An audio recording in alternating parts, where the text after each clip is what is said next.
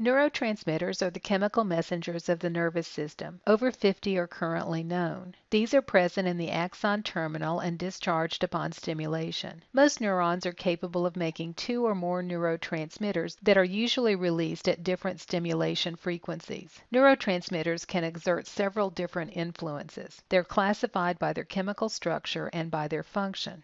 The structural classification of neurotransmitters places them in groups. The first group is acetylcholine. This was the first discovered and the best known, and it's in a group by itself. Then we have neurotransmitters that are biogenic amines, amino acids, peptides, or what we call neuropeptides, purines, and gases and lipids.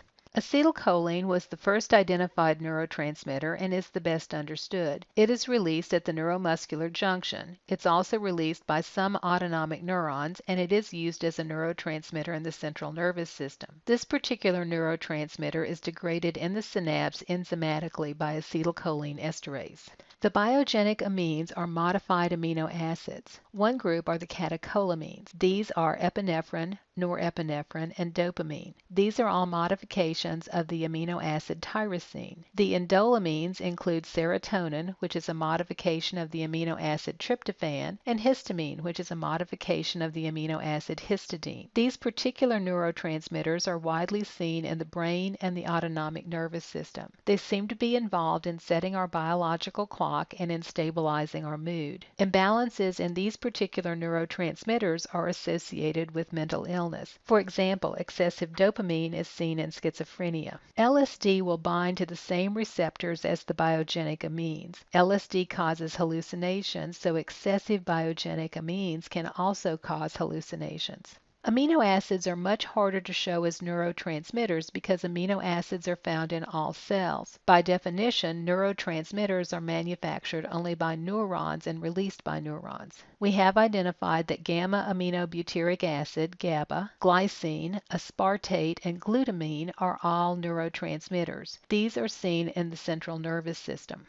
Peptides or neuropeptides are short chains of amino acids. Substance P is one of these neuropeptides that mediates pain signals. The endorphins are also neuropeptides. Beta-endorphin, dynorphin, and enkephalins are the natural opiates of the body. They can help reduce pain perception. And then there are a series of gut-brain peptides like somatostatin and cholecystokinin that we'll talk about more in the digestive system. But these help control when certain secretions are released in the digestive system.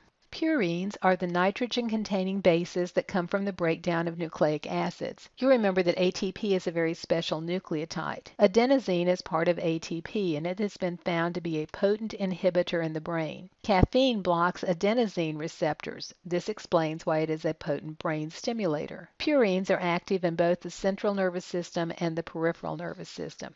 Gases and lipids include the gases nitric oxide, carbon monoxide, and hydrogen sulfide. These all seem to bind with G protein-linked receptors in the brain. Nitric oxide has a very short-lived kind of effect and is made on demand. It relaxes smooth muscle and seems to be involved in memory and learning. Carbon monoxide is very similar to nitric oxide, so it is involved in memory and learning and may be involved in logic circuits. Hydrogen sulfide acts directly on ion channels to alter permeability.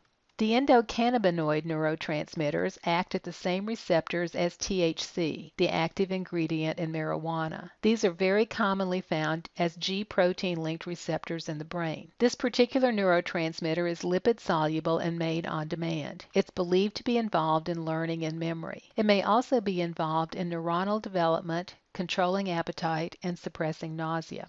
The functional classification of neurotransmitters is based on the effects they have as well as their mode of action. Neurotransmitters may be either excitatory, causing depolarization, or inhibitory, causing hyperpolarization. Usually the effects of a neurotransmitter is dependent upon the receptor. The neurotransmitter on some receptors may be inhibitory, on other receptors may be excitatory. The other way we can classify is based on their mode of action. They can either act directly opening ion channels. This provides a very rapid response. Or they may be indirect, using a second messenger. This type of action is seen primarily with hormones. These neurotransmitters work with G protein-linked receptors.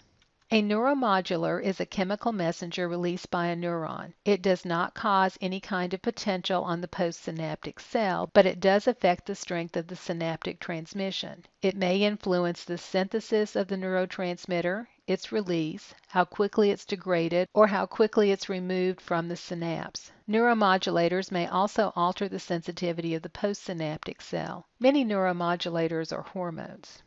Neurotransmitter receptors may be either channel-linked receptors or G-protein-linked receptors. Channel-linked receptors allow for direct action. The ligand, or the neurotransmitter, binds to the receptor. The receptor changes its shape, causing ion gates to open. If sodium gates open, we have an excitatory neurotransmitter. If chloride gates open, it's inhibitory. The reaction is localized, immediate, and brief.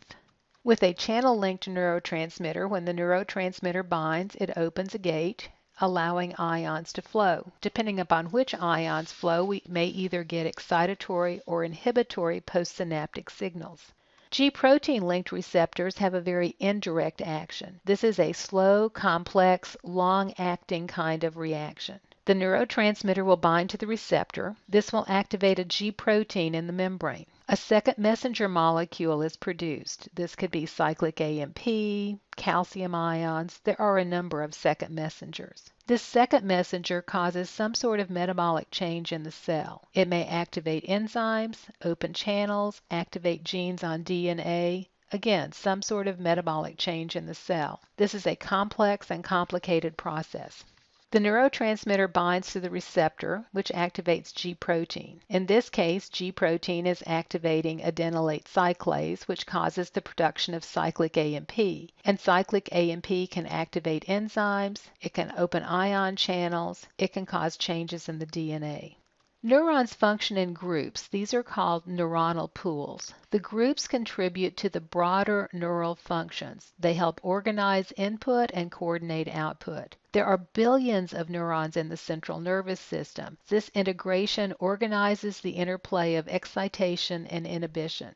There are two patterns of neural processing. In serial processing, input comes in along a single pathway to a specific destination. One neuron stimulates the next, which stimulates the next, and so on. This happens with spinal reflexes, which are very predictable kinds of reactions. In parallel processing, input comes in along several pathways and goes to several different destinations in the central nervous system. This is the basis of your brain action, putting all of the parts together to understand the whole. For example, when you smell a pickle, a single input. This may remind you that you don't like pickles. You may remember about pickling cucumbers as a kid. You may remember you need to buy some at the market. Neuronal circuits are patterns of synaptic contacts. They help determine the functional capabilities of each neuronal pool. There are four basic types of circuits: diverging, converging, reverberating, and parallel after discharge.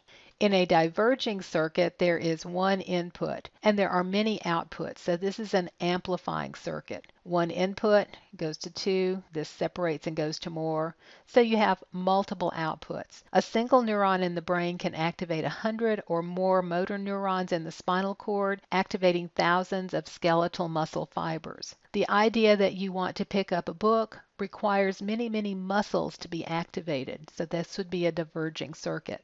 In a converging circuit, there are many inputs, but there's only one basic output. So you have a concentrating kind of circuit. So all kinds of different sensory stimuli can elicit the same memory. You may see a Christmas tree, smell a Christmas tree, and you remember a specific Christmas event, the one output. In a reverberating circuit, the signal travels through a chain of neurons and it keeps feeding back to previous neurons. This is an oscillating circuit. It controls rhythmic activity. This morning when your alarm clock went off, you had that buzzing noise, and that activated a series of neurons to wake you up. But we keep sending that signal back through so that you stay alert all day long. This is a reverberating circuit.